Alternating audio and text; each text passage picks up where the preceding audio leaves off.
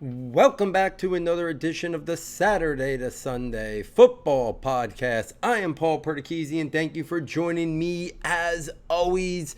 Sorry for the last couple of weeks, no episodes dropping here at Saturday to Sunday, but now I am back every single week, one or two episodes for the entire summer. Here at Saturday Sunday, we continue to cover all things from the 2025 NFL Draft, the Dynasty landscape, and then early August, we turn the page. We start looking at the 2026 NFL Draft and do our summer scouting, quarterbacks, running backs, wide receivers, and tight ends, setting the stage for the upcoming college football season. But tonight, what I wanted to share with you, been working on them behind the scenes, my updated overall Dynasty rankings by position. Tonight I'm going to do the quarterbacks. Next episode will be the running backs, then the wide receivers, then the tight ends, then hopefully get some guests on from the industry talking about the rookies, Dynasty aspects of things before we kind of turn the page from the 2025 class and then start talking about the 2026 prospects. So I'm going to get right into it, share my overall Dynasty quarterback rankings, just updated, finalize them today. Going to go through my rankings, going to go through my tiers, and kind of set the stage for where, if I was doing a startup draft right now, if I was making trades in my current Dynasty leagues, how I would be evaluating these prospects from the 2025 rookie class relative to all the other quarterbacks in the NFL. So let's start. Tier number one for me has three names in it. Number one quarterback for Dynasty right now for me is Jayden Daniels. Number two is Josh Allen, and number three is Lamar Jackson. Those would be the guys that would make up my tier one of Dynasty quarterback prospects right now.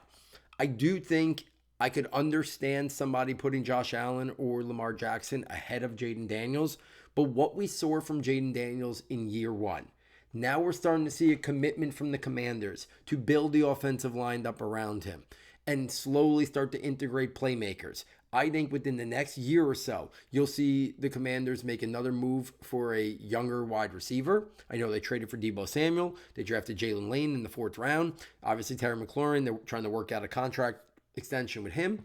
But I expect them to be very active in the trade market if a number one wide receiver becomes available via the trade market. If not, potential first round pick next year or second round pick. And then also we're talking about him maturing as a player. He's got the cheat code. So as Lamar Jackson and Josh Allen get a little bit older, maybe how often or the frequency in which they run maybe starts to come down a little bit. That is not a concern at all for Jayden Daniels right now. Do I think he'll be the QB1 this year? No, probably not. I think he's got a shot. I think that'll probably still be Josh Allen or Lamar Jackson. But when you're talking about the Dynasty landscape, if I was doing a startup Dynasty League draft right now, and I had my choice of any of the quarterbacks, it would be Jayden Daniels. And that would pretty much be for almost any setting. I just think the youth and the age of him relative to Allen and Lamar, they all have sky-high ceilings, but that would be how I would rank it right now. Jayden Daniels 1, Josh Allen 2, Lamar Jackson 3. That would be my tier 1. I still would have Josh Allen over Lamar Jackson because I do think there is... While Josh Allen doesn't run nearly at the frequency that Lamar Jackson, I think, does, he's got that touchdown capability that any year Josh Allen could still run for 10 or 12 touchdowns. Even as he gets a little bit older, I still think the size and the physical nature of Josh Allen could still lead to a bunch of touchdowns, whereas Lamar Jackson gets a little bit older. You know, some of those big plays that lead to touchdowns, they don't run Lamar Jackson near the goal line. If he happens to break one and get the touchdown, he does. But that's kind of the deciding factor between Allen and Lamar. I just think right now, Allen would be ahead of Lamar. But those top three make up my tier 1. Daniels, Allen, Lamar, that would be the way I would have them ranked if I was talking about what prospects I wanted. I don't think that would change if we're talking about whether you're a contender or a rebuilding team. Obviously, if you were a rebuilding team, you would definitely want Jayden Daniels over Josh Allen or Lamar Jackson. If you were a contender and you had like 1 year at it, okay, maybe I would want Josh Allen or Lamar Jackson over Jayden Daniels. But even then, I still think the value, Jayden Daniels is so close to them that I would want the guy with that much to his name relative to the other two, because even if you were a contender, Jayden Daniels could still help you win this year and then also be set up for the long haul. So that would be my tier 1. Those would be the 3 prospects in my tier 1 if we're talking about overall Dynasty quarterback rankings and tiers. My tier 2 It also has 3 names in it. It has my 4th, 5th, and 6th overall Dynasty quarterbacks. So tier 2 for me starts out with my number 4 ranked overall Dynasty quarterback, which is Joe Burrow of the Bengals. Number 5 is Patrick Mahomes of the Chiefs. And number 6 is Jalen Hurts of the Eagles. I do not think there is a clear ranking in this tier. And if you looked at 25 different rankers, my guess is you would see some Burrow at 4, you would see some Hurts at 4, and maybe you would even see some Patrick Mahomes at 4. But my guess is more people probably would have Mahomes at 5 or 6 than 4.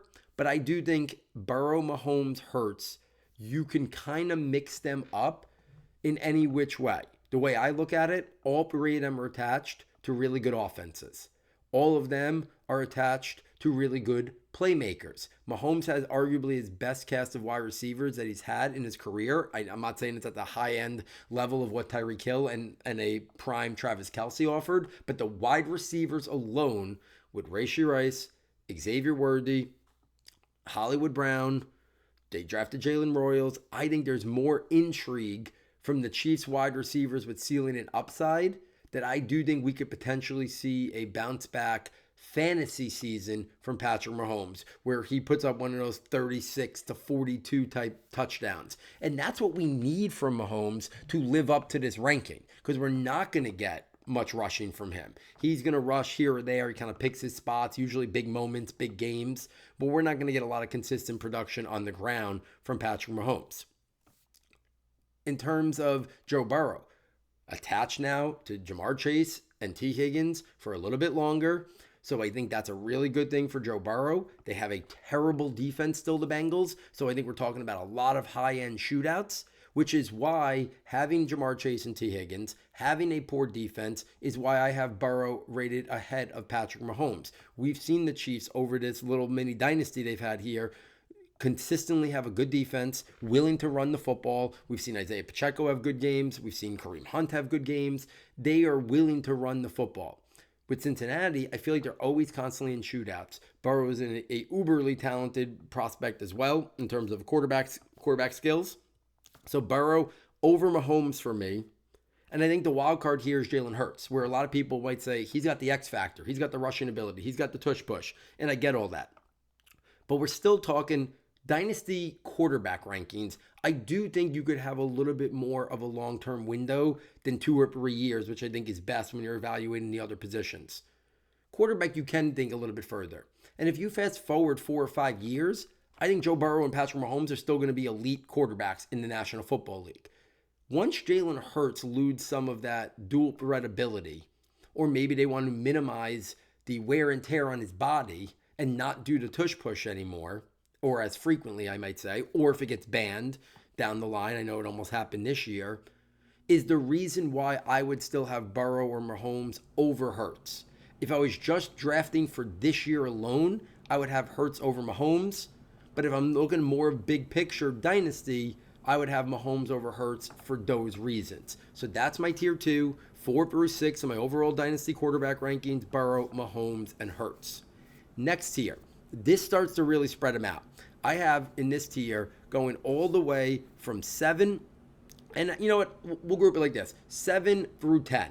7 through 10 in this, I'm going to have it. It's Caleb Williams, it's Drake May, it's Bo Nix, and it's Kyler Murray. So Caleb Williams of the Bears, Drake May of the Patriots, Bo Nix of the Broncos, and Kyler Murray of the Cardinals is how I have that ranked right now. 3 of those are the other prospects from last year's draft class, and then mixed in there is Kyler Murray.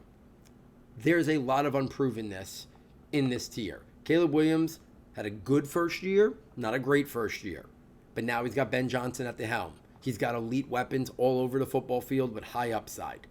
Drake May, we saw the second half of last year, he was a talent elevator. Patriots are starting to put players around him to elevate him.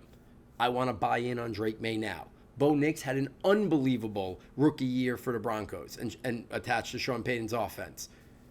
Young, Denver's building around him, great play caller. So I still ranked it the way I had him pre-draft last year: Williams, May, and Bo Nix. But if somebody wants to say Bo Nix has already shown us he could have a strong QB1 fantasy season, he should be ahead of them, I don't have a great pushback. I think Caleb Williams was not set up to succeed. But I do think 7 through 10 and even the next tier, they're all very interchangeable. I kind of put this tier as I still think the ceiling is high on these. I still think Kyler Murray's dual threat ability, we haven't seen the best of Kyler Murray. He was a guy that I thought last year I was targeting aggressively in dynasty leagues via trade or startup because I thought we were about to see him really have one of these big time years because he does have the dual threat ability. He can run, but he also can be a very good passer. They got a Marvin Harrison last year. We didn't see Marvin Harrison have the same upside as Malik Neighbors or Brian Thomas. We'll see if that materializes. If it does, and he's attached to that level wide receiver, and he's got the running capabilities, maybe we haven't seen a career year yet just out of Kyler Murray. But I still think there's a lot of upside there, which is why I put him in this tier with the 3 quarterbacks from last year's draft class. I think Caleb Williams will run less than Drake May or Bo Nix, but I do think the attached to Ben Johnson, attached to those weapons, and the overall ceiling expectations that I still have for Caleb Williams would make me most intrigued with him over Drake May and Bo Nix. But I think the ceiling is very high for Drake May. I think the ceiling is high also for Bo Nix as we see him run that Sean Payton scheme. And then I just talked about Kyler Murray, I think what could be with the dual threat capabilities, and if we see Marvin Harrison all of a sudden take that step to be an elite wide receiver and have the impact of the other guys from last year's class like Malik Neighbors and Brian Thomas. If we go to tier 4, these are my quarterbacks ranked 11 through 16. 11 through 16. CJ Stroud of the Texans, Jordan Love of the Packers, Baker Mayfield of the Bucks, Justin Herbert of the Chargers, Trevor Lawrence of the Jaguars, and Brock Purdy of the 49ers. I put the 2 guys that I thought had the highest ceiling at the top of this tier, but I think most of the ceilings in this are very similar. None of these prospects are guys who are going to do a lot in terms of the running capabilities. Jordan Love maybe can get a couple hundred yards and a few touchdowns. Trevor Lawrence, maybe a couple hundred yards and a few touchdowns. But CJ Stroud, Nico Collins, they drafted both Iowa State rookie wide receivers in this year's draft class. We'll see about Tank Dell. They got Chris in the following year. It's going to be out this whole year. They got Christian Kirk over there to man the slot for this year. We saw CJ Stroud, how good he looked that rookie year. And I keep coming back to last year, CJ Stroud was like in the top 4 dynasty rankings. It literally was like Mahomes, Allen, Lamar Jackson, CJ Stroud. And some people were putting him right at the tippy top of that, right after Josh Allen, before Patrick Mahomes, before Lamar Jackson after his rookie year. So the fact that I have him down at 11 after last year, he was in that like 2 to 4 mix, I think speaks volumes that like he's fallen too far. He can't go behind that. We were so impressed with him, but he's got to do it all through the ground. So he's got to be one of those 4,000 yard throwing, 35 touchdown type guys. He's got to basically be what Baker Mayfield was last year for the Bucks. Mayfield has found his footing. He's now a top echelon quarterback in terms of his fantasy production and his stats. What we saw out of Baker Mayfield the last 2 years, I think is what we could see out of CJ Stroud if he hits that ceiling expectation, but he's much younger, which is why I would prefer Stroud in a dynasty setting than Baker Mayfield, even though in a redraft setting, I would prefer Baker Mayfield, but the age factor pushed me over to CJ Stroud. Jordan Love's interesting because last year, Jordan Love would have been in that 7 to 8 range. And I think the Green Bay Packers offense was going to look very different last year if Jordan Love did not get hurt. I think it changed everything. They became a more ball-dominant, running offense, and I don't think Jordan Love was ever fully healthy. But now they invest in Matthew Golden as potentially their top wide receiver 1, using a first-round pick finally on a wide receiver. I still think we haven't seen the best of Jordan Love. I think the play calling will be more pass-heavy than run this year, provided that Jordan Love is back to what we expect him to be. So I still think I'm okay having Jordan Love at 12 because I still think there's a world where Jordan Love can push himself over CJ Stroud, over Kyler Murray, into that Bo Nix, Drake May, Caleb Williams territory. I think there's a realistic scenario that he has as much upside or ceiling as those guys because I do think he's got some running capabilities to him. Jordan Love can rush for like 300 yards and like 4 or 5 touchdowns. We've seen him already do it. So if he could combine that with what we know he can be as a passer as well, if they start to become a more pass-heavy offense like I think they were going to be last year pre-injuries, I think Jordan Love can take the next step to maybe be a top 10, top 12 QB in fantasy. Right now, I have him right on the right after that at number 12. Most people probably have him at like 14 or 15, but I think his ceiling is higher. Justin Herbert and Trevor Lawrence are interesting because Justin Herbert is attached to that Chargers offense. We've seen Justin Herbert put up some really gaudy passing stats, but we're also know Jim Harbaugh what he wants to do. He wants to be a ball dominant. But can that work in the new setup of the NFL landscape? We'll see. But I think Justin Herbert is a immensely talented player who can make every throw, who can stand tall in the pocket, who can run when he needs to. We've seen a little bit more of track record of Justin Herbert compared to Trevor Lawrence, which is why I have Herbert at 14 and Trevor Lawrence at 15. But I do think, if I'm talking Dynasty buys, there's nobody in Dynasty at the quarterback position that I want to buy more than Trevor Lawrence.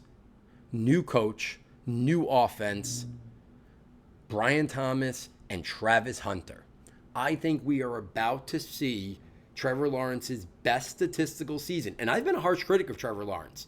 I've been saying that he seems like he's a little bit of Teflon, that no one seems to want to criticize him much because that first year went so sideways with Urban Meyer. And I feel like ever since then, people have kind of given him a free pass. When he was the first pick in the draft, he was supposed to be a talent elevator. He was supposed to be a franchise-defining quarterback. We have not seen that from Trevor Lawrence. We've seen glimpses, but we've also seen letdown. I think we are about to see Trevor Lawrence take the next step. The offense that's being created for him, the new coach, new scheme, and now Travis Hunter added to Brian Thomas. He's my number one quarterback buy in all of Dynasty. I would want to try to get Trevor Lawrence on my football teams right now. And then the last one in that tier is Brock Purdy of the 49ers. I have him here. I've never been into Purdy, and I still might have him ranked too low. I'm admitting that, but he'd be one of the quarterbacks that I'd be willing to sell. 49ers are not set up to be the juggernaut they've been. So can Kyle Shanahan work his magic? Maybe. But Debo's gone. Brandon Ayuk's coming back from an injury. George Kittle's getting a little bit older. Christian McCaffrey, we'll see if he could hold up. Jawan Jennings had a career year last year. They're hoping that he continues to be that player. They drafted Ricky Pearsall. So I still think he's going to be a good fantasy quarterback. But in a lot of rankings, he's in people's top 10s. I have him down at 16. I think he could outperform those expectations this year. But I still think the 49ers are descending, not an ascending offense. And things, now that Brock Purdy is going to get paid to be an elite quarterback, making like $60 million a year or whatever it is, his supporting cast, he's got to be a talent elevator, and I'm not still sure he can be that. He doesn't add much with his legs, so you're not going to get that component from him. So Trevor Lawrence would be my quarterback buy in the top half of my rankings. Brock Purdy would be my quarterback sell in the top half of my rankings. If we take this to my next tier, my next tier is filled with some really solid veterans and some upside plays. So in this tier for me, I have number 17th ranked overall quarterback, J.J. McCarthy out of the Vikings. Number 18, Michael Penix out of the Falcons. Number 19, Jared Goff of the Lions. Number 20, Dak Prescott of the Cowboys would make up this tier. Small tier, the high upside guys in McCarthy and Penix. McCarthy's in a pristine situation with the Vikings offense, play caller, elite weapons. Michael Penix, really good supporting cast in terms of the weapons, running back, wide receivers. We saw some glimpses from Penix last year. I think those guys are ascending and have a chance to move up these ranks. And then you have Jared Goff and Dak Prescott. Right now, Goff and Prescott in redraft are tremendous values. But their age, I kind of have them grouped here with the McCarthy and Penix tier. So that's kind of how I see that next tier. I love the situations for McCarthy and Penix. We'll see if they could. McCarthy is basically his rookie year after missing all of last year with an injury. Michael Penix, see what kind of step he can take. But then Goff and Prescott, those rock-solid veterans. If you need somebody like that, you're going to get top 12 to 14 quarterback production from those two guys, and they still got a handful of years left in terms of both of them. Next up, my next tier. More upside guys here, okay? More upside guys in terms of that. This has Cam Ward at 21 of the Titans, first pick overall in the draft this year. 22, Bryce Young of the Panthers. We saw him start taking steps last year. 23, Jackson Dart of the Giants. If he does materialize into a starting quarterback, we do have a lot of running capabilities, which I think make him a really intriguing quarterback in terms of fantasy, that he does have that capability of him. Tua Tagovailoa at 24 and Justin Fields at 25. That makes up that tier here. So we got Ward, the upside, but the complete unknown. The Titans do not have a great supporting skill player group around him. They have a solid offensive line around him, but he's got to work through and show that he can play at the next level. I think he can. Bryce Young showed some steps last year. Now they go out and get him Ted McMillan. Can he continue that now in his third year? Jackson Dart, probably going to sit most of this year, or at least half the year, I'll say. But if he gets in there, he's got the dual threat capability that we could see him catapult into the top 12. If he can play well in terms of his passing ability, and then you combine that with the rushing capabilities, Dart could be a very intriguing player in terms of Dynasty, and his value could skyrocket. Tua, I'm concerned. One injury away, it could be over. One more concussion. But he deserves to be a little bit higher if we're just talking about production. But when you take into account he doesn't add anything on the ground and the injury component, I felt comfortable putting him at 24. And then Justin Fields is an X factor. Because if you told me he was going to be a starting quarterback for 3 years, he'd probably be up there at like 14 or 13 or 12. But is this the last stand for Justin Fields? Is this his last chance to win a long-term starting quarterback job? And if it doesn't materialize with the Jets, is he ever going to get another opportunity as a starter? He'll play in the league for a long time. So that's my concern with Justin Fields. For this year, Justin Fields should be like top 12, top 14 in anybody's redraft rankings. But I do think it's last stand time for Justin Fields, and that makes him a little bit of a intriguing, unknown dynasty asset. My next tier, Sam Darnold, my number 26 rated overall dynasty quarterback. Geno Smith, number 27. Darnold's obviously now on the Seahawks. Geno Smith now on the Raiders. My 28th quarterback is Matthew Stafford of the Rams. 29th is Jalen Milroe of the Seahawks. Number 30 is Anthony Richardson of the Indianapolis Colts. Number 31 is Aaron Rodgers of the Steelers. And number 32 is Russell Wilson of the Giants. So rounding out my top 32 here, we have some veterans in Darnold, Geno, Matthew Stafford, Aaron Rodgers, and Russell Wilson. And then we got a couple of really intriguing X factors in Jalen Milroe and Anthony Richardson. Obviously, if Milroe ever becomes a starting quarterback, or Anthony Richardson ever can get healthy and keep a starting job, Milroe and Richardson are probably going to produce top 10, top 12 fantasy production because of the cheat code that is their legs and their rare special athleticism. But can they make it as throwers? That's the determining factor. It's why Milroe fell to the third round. It's why there's been so much up and down with Anthony Richardson, even though he was picked in the top 5. So this is a weird tier. If you need a veteran, it's Darnold, Smith, Stafford, Rodgers for a year, Wilson. But then you have guys like Milroe and Richardson that, yeah, the ceiling is so high on those guys, but the floor is so low. Maybe they never become starters. I think they're going to get an opportunity to, especially with Milroe. But if Richardson loses his job to Daniel Jones, he's never going to get, he might get another opportunity at some point, but probably not as the clear-cut starter. And if you can't beat out Daniel Jones, I don't know what that says about his long-term opportunity to get another starting gig. So there's my top 32 quarterback rankings and tiers. I will say I do have it ranked all the way through 40.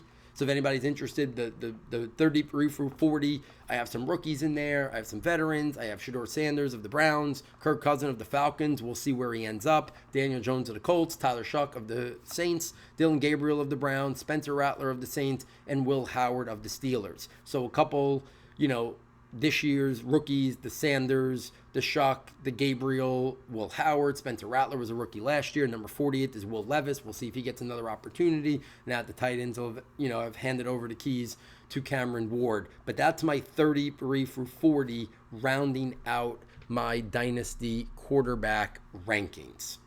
So there it is. Quarterback rankings in the book. I'm going to do 4 episodes going through my positional updated Dynasty rankings. If you already have the premium notebooks from this year, you will start to see them. I have put the quarterbacks in there. I will put the running backs once I finalize it and record the podcast, then the wide receivers, and then the tight ends as well. If you're enjoying this content, please get over to the website, SS Football, fastest and easiest way to get there. For $9.99, you can still get the premium notebooks. You get the rankings notebook, has all these different rankings. You get the scouting notebook, all my thoughts on the 2025 NFL draft prospects, and it has my thoughts on a lot of the guys who I thought were going to declare and had full write-ups but didn't.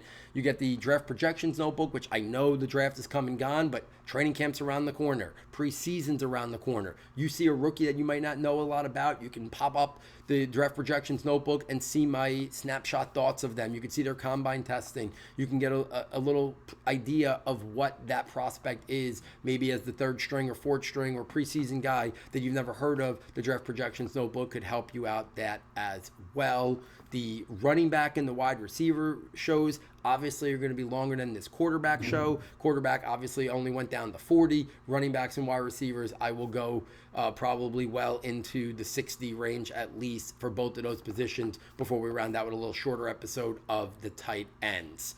Any questions, do not hesitate to reach out to me on Twitter. Maybe you're contemplating a trade offer in one of your dynasty leagues.